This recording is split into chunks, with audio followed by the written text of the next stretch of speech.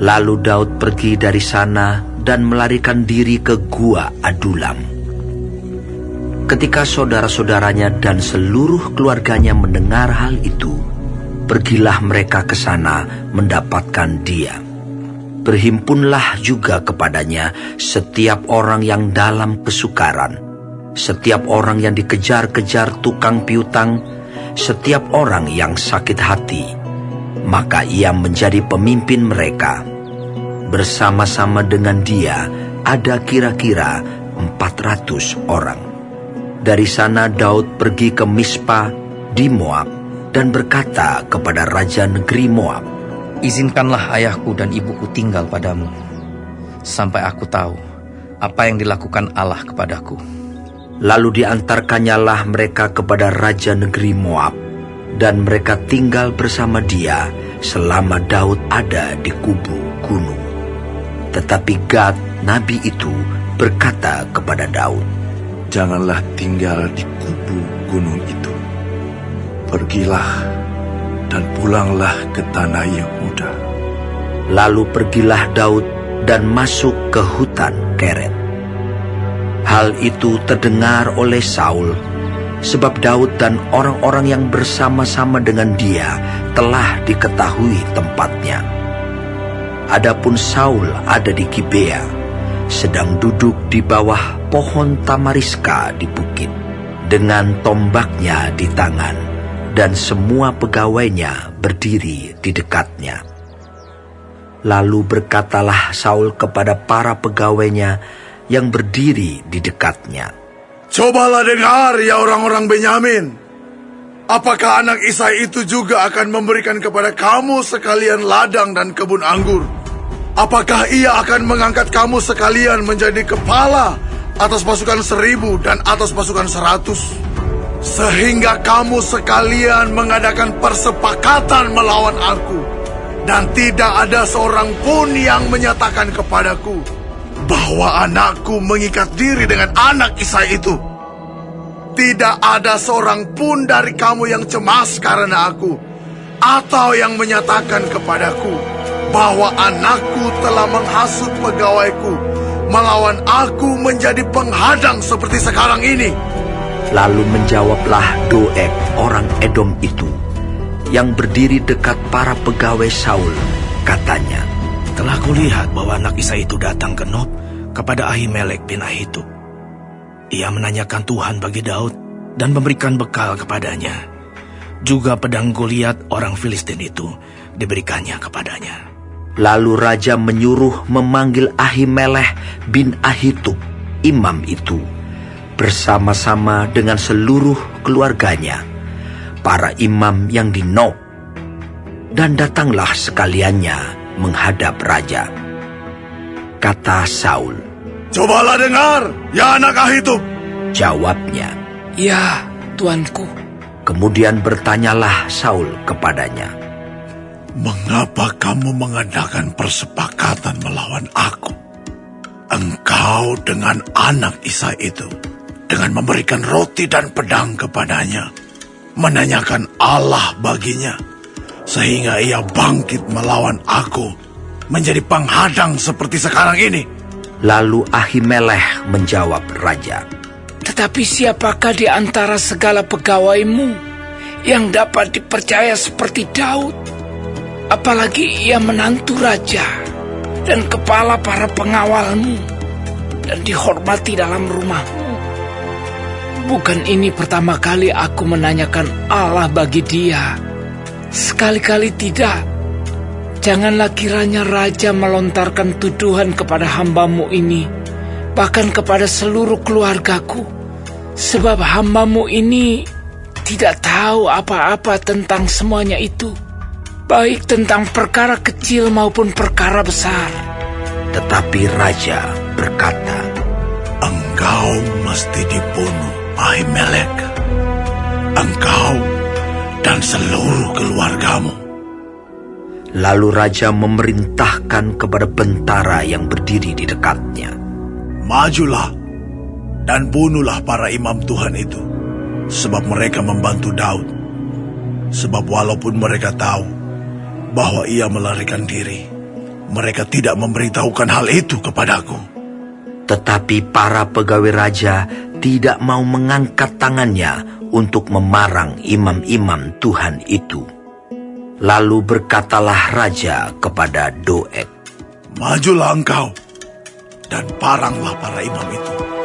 Maka majulah Doeg, orang Edom itu, lalu memarang para imam itu. Ia membunuh pada hari itu 85 orang yang memakai baju efod dari kain lenan.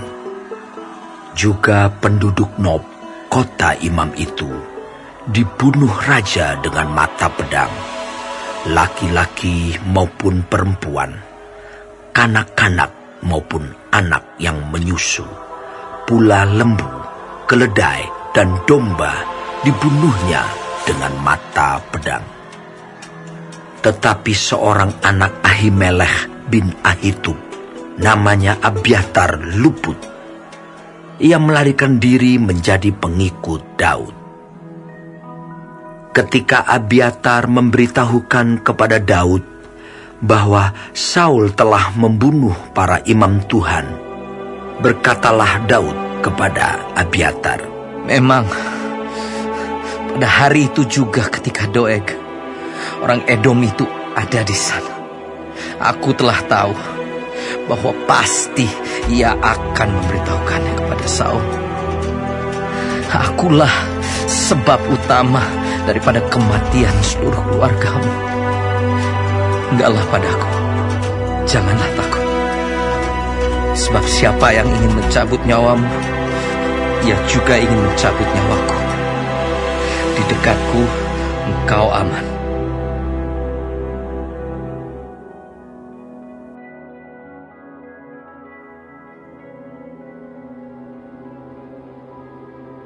Doa Daud. Dengarkanlah Tuhan perkara yang benar, perhatikanlah seruanku. Berilah telinga akan doaku dari bibir yang tidak menipu. Daripada mula kiranya datang penghakiman, matamu kiranya melihat apa yang benar. Bila engkau menguji hatiku, memeriksanya pada waktu malam, dan menyelidiki aku, maka engkau tidak akan menemui sesuatu kejahatan. Mulutku tidak terlanjur. Tentang perbuatan manusia, sesuai dengan firman yang engkau ucapkan, aku telah menjaga diriku terhadap jalan orang-orang yang melakukan kekerasan. Langkahku tetap mengikuti jejakmu, kakiku tidak goyang. Aku berseru kepadamu, karena engkau menjawab aku, ya Allah. Sendengkanlah telingamu kepadaku, dengarkanlah perkataanku.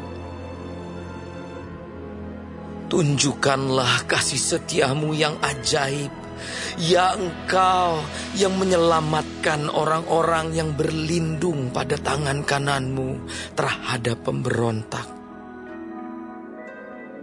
Peliharalah aku seperti biji mata, sembunyikanlah aku dalam naungan sayapmu. Terhadap orang-orang fasik yang menggagahi aku, terhadap musuh nyawaku yang mengepung aku. Mereka tidak menunjukkan belas kasihan, mereka membual. Mereka mengikuti langkah-langkahku. Mereka sekarang mengerumuni aku. Mata mereka diarahkan untuk menghempaskan aku ke bumi. Rupa mereka seperti singa yang bernafsu untuk menerkam, seperti singa muda yang mengendap di tempat yang tersembunyi. Bangunlah Tuhan, hadapilah mereka, rebahkanlah mereka, luputkanlah aku dengan pedang-Mu daripada orang fasik. Luputkanlah aku ya Tuhan dengan tangan-Mu dari orang-orang dunia ini yang bagiannya adalah dalam hidup ini. Biarlah perut mereka dikenyangkan dengan apa yang Kau simpan, sehingga anak-anak mereka menjadi puas dan sisanya mereka tinggalkan untuk bayi-bayi mereka.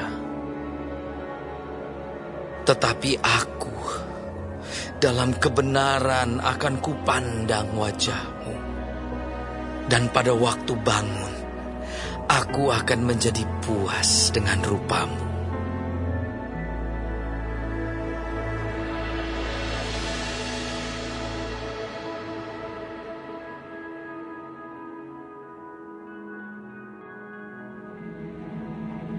Dari Daud.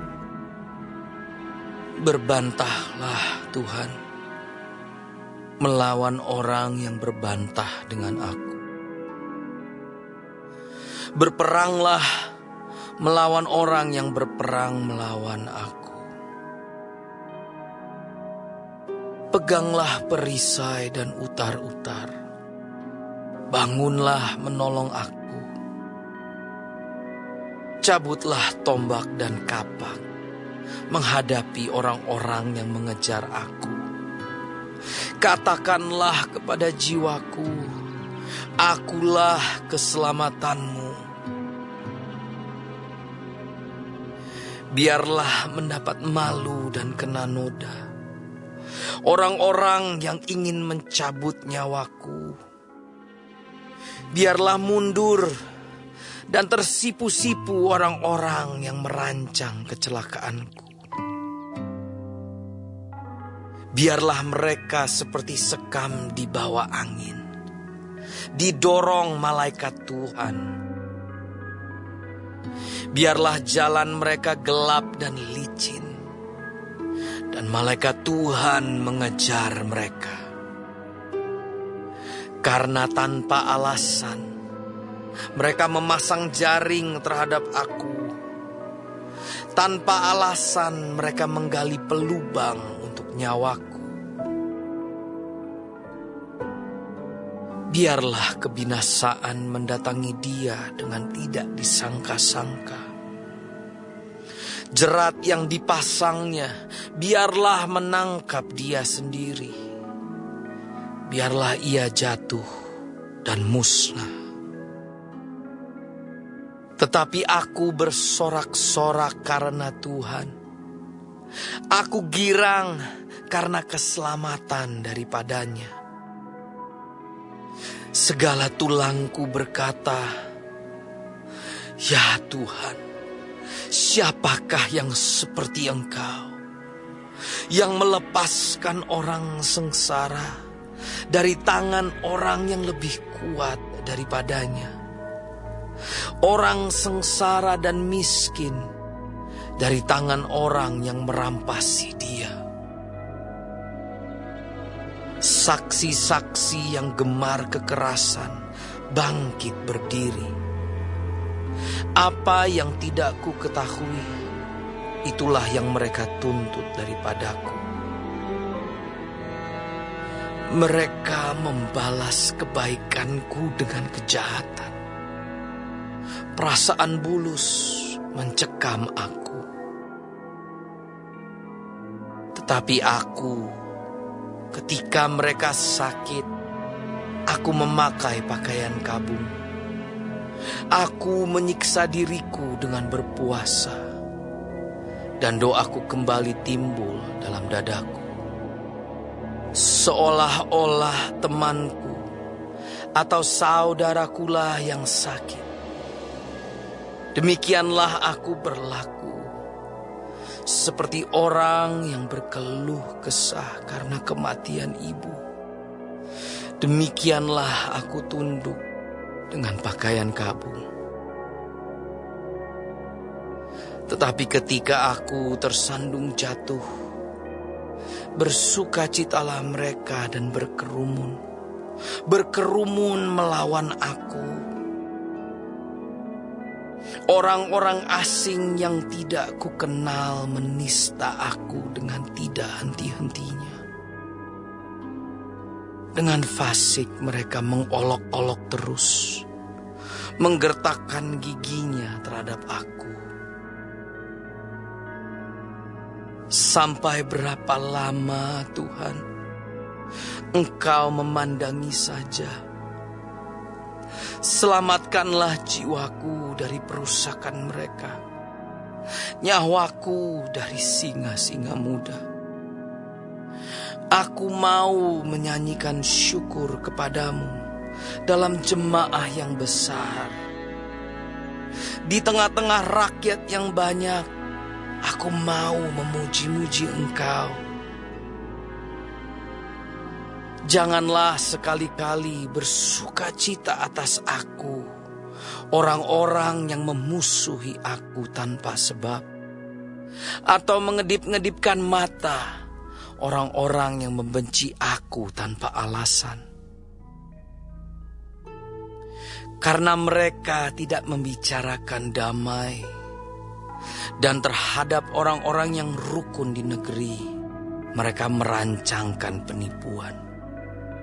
Mereka membuka mulutnya lebar-lebar terhadap aku dan berkata, "Syukur, syukur, mata kami telah melihatnya."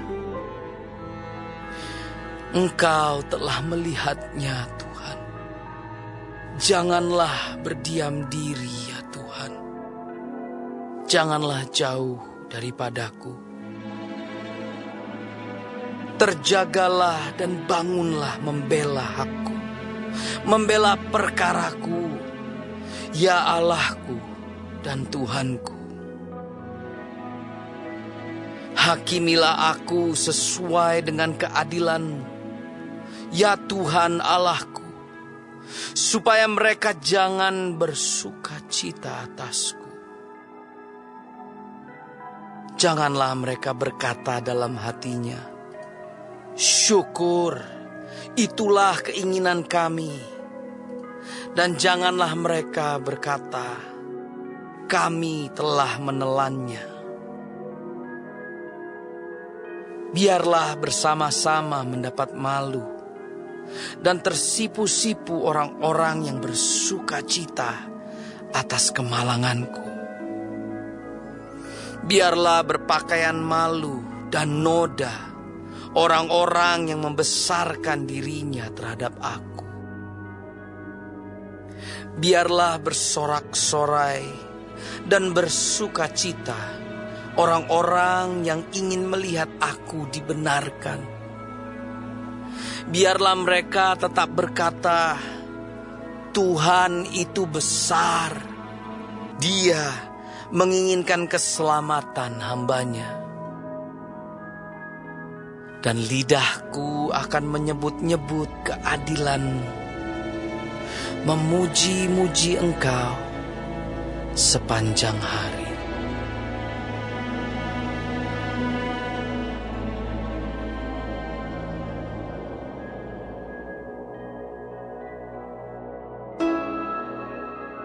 Ingatlah, jangan kamu melakukan kewajiban agamamu di hadapan orang supaya dilihat mereka. Karena jika demikian, kamu tidak beroleh upah dari Bapamu yang di sorga. Jadi, apabila engkau memberi sedekah, janganlah engkau mencanangkan hal itu, seperti yang dilakukan orang munafik di rumah-rumah ibadat dan di lorong-lorong, supaya mereka dipuji orang. Aku berkata kepadamu, sesungguhnya mereka sudah mendapat upahnya. Ya, benar. Tetapi jika engkau memberi sedekah, janganlah diketahui tangan kirimu apa yang diperbuat tangan kananmu. Hendaklah sedekahmu itu diberikan dengan tersembunyi, maka Bapamu yang melihat yang tersembunyi akan membalasnya kepadamu. Dan apabila kamu berdoa, janganlah berdoa seperti orang munafik. Mereka suka mengucapkan doanya dengan berdiri dalam rumah-rumah ibadat dan pada tikungan-tikungan jalan raya supaya mereka dilihat orang. Aku berkata kepadamu, sesungguhnya mereka sudah mendapat upahnya. Tetapi jika engkau berdoa, masuklah ke dalam kamarmu, tutuplah pintu, dan berdoalah kepada Bapamu yang ada di tempat tersembunyi. Maka Bapamu yang melihat yang tersembunyi akan membalasnya kepadamu. Lagi pula dalam doamu itu, janganlah kamu bertele-tele seperti kebiasaan orang yang tidak mengenal Allah. Mereka menyangka bahwa karena banyaknya kata-kata, doanya akan dikabulkan. Jadi, janganlah kamu seperti mereka, karena Bapamu mengetahui apa yang kamu perlukan sebelum kamu minta kepadanya. Karena itu, berdoalah demikian. Bapa kami yang di sorga, dikuduskanlah namamu. Datanglah kerajaanmu. Jadilah kehendakmu di bumi seperti di sorga. Berikanlah kami pada hari ini makanan kami yang secukupnya. Dan ampunilah kami akan kesalahan kami, seperti kami juga mengampuni orang yang bersalah kepada kami. Dan janganlah membawa kami ke dalam pencobaan, tetapi lepaskanlah kami daripada yang jahat. Karena Engkaulah yang mempunyai kerajaan, dan kuasa, dan kemuliaan, sampai selama-lamanya. Amin. Karena jikalau kamu mengampuni kesalahan orang, Bapamu yang di sorga akan mengampuni kamu juga. Tetapi jikalau kamu tidak mengampuni orang, Bapamu juga tidak akan mengampuni kesalahanmu. Dan apabila kamu berpuasa, janganlah muram mukamu seperti orang munafik. Mereka mengubah air mukanya supaya orang melihat bahwa mereka sedang berpuasa. Aku berkata kepadamu, sesungguhnya mereka sudah mendapat upahnya. Tetapi apabila engkau berpuasa, minyakilah kepalamu dan cucilah mukamu, supaya jangan dilihat oleh orang bahwa engkau sedang berpuasa, melainkan hanya oleh Bapamu yang ada di tempat tersembunyi. Maka Bapamu yang melihat yang tersembunyi akan membalasnya kepadamu. Janganlah kamu mengumpulkan harta di bumi.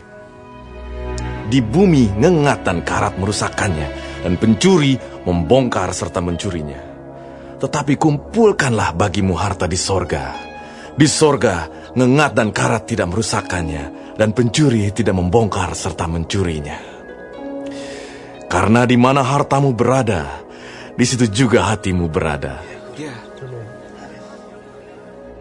Mata adalah pelita tubuh.